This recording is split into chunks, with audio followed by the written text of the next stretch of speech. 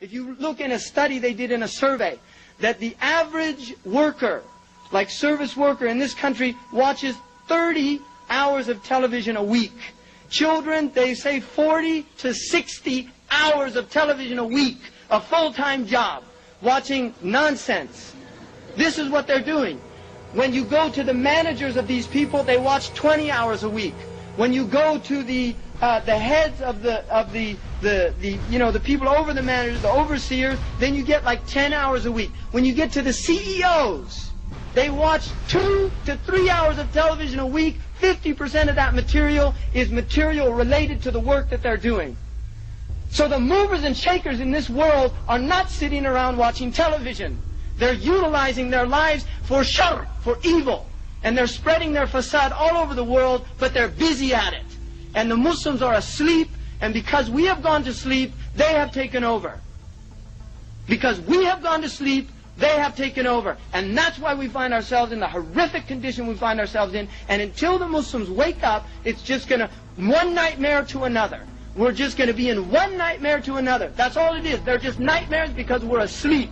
And when we wake up, then we can enter into the light of day. And Islam is a deen about waking up. That's what it is. Religion is supposed to wake people up.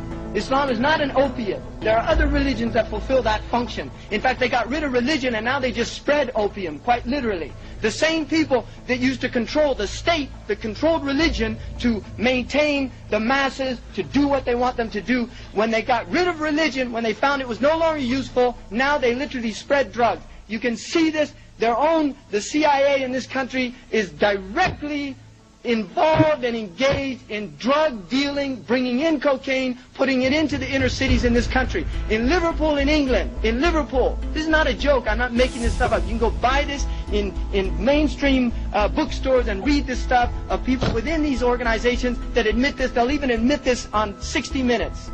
I mean, this is not a joke, this is reality, people. There are people that want to keep you asleep. If they don't use the drugs of white powder, they'll use the drug of television, they'll use the drug of their mass media, they'll use all these drugs, but they're going to keep you asleep because they fear the day that you wake up. That's what they fear. And you should be very well aware of that.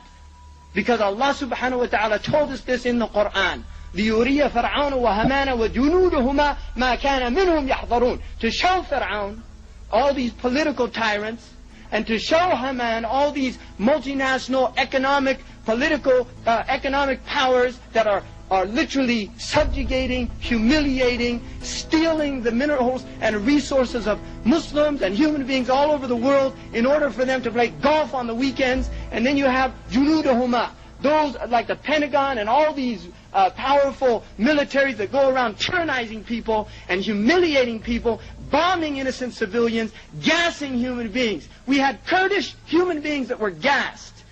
Be aware of that, people. Kurdish human beings living in villages, mothers with their babies gassed by these people. This is how they feel about human beings. This is how they feel about it. Those gas bombs weren't made in those countries. They're made by the same people that bring good things to life. And this is not a joke. This is reality, people. This is reality. And if you don't like it, go back to sleep. But this is reality. You're all adults and you better start just being aware of what kind of world we're living in and what we have to do to make some changes. Because the changes aren't going to come around if we just keep sleeping along, dozing along, putting on the snooze button. Because the alarm clock keeps going off. Allah has given us enough warnings and we just sit around. But Allah says that He promises to show Fir'aun, Haman, and his armies what they were fearing from these people.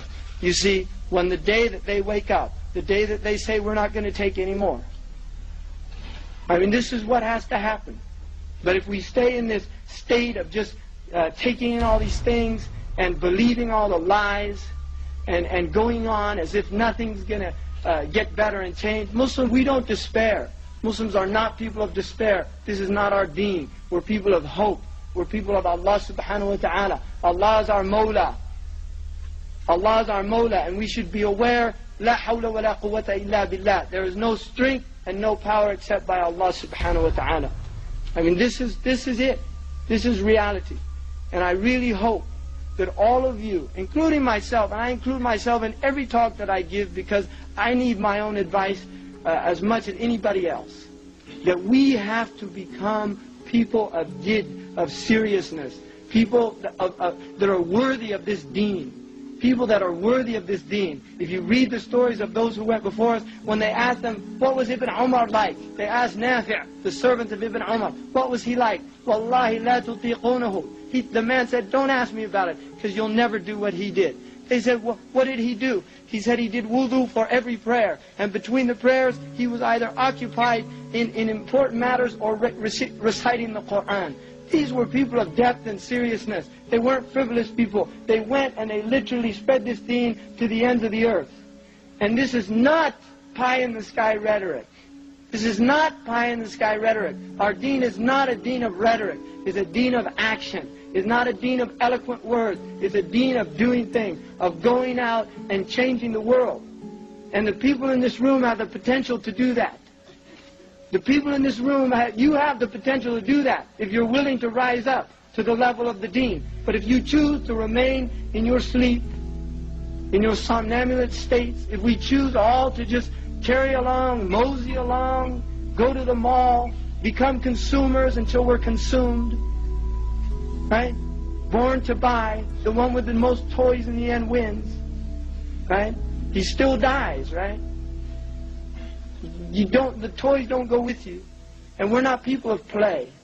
We're not people of play. Quran says that Allah didn't create this world as a play and a pastime. La'iban wa lahwa. It's not for playing and pastime. It's not for sports.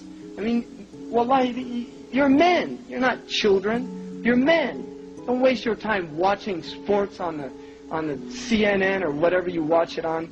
Get up and do something with your lives. Become serious people of depth and understanding. I mean, really, do it. Just do it, right? Just get out and do it. Don't just sit around and until the next game's on, and they'll just keep giving it to you.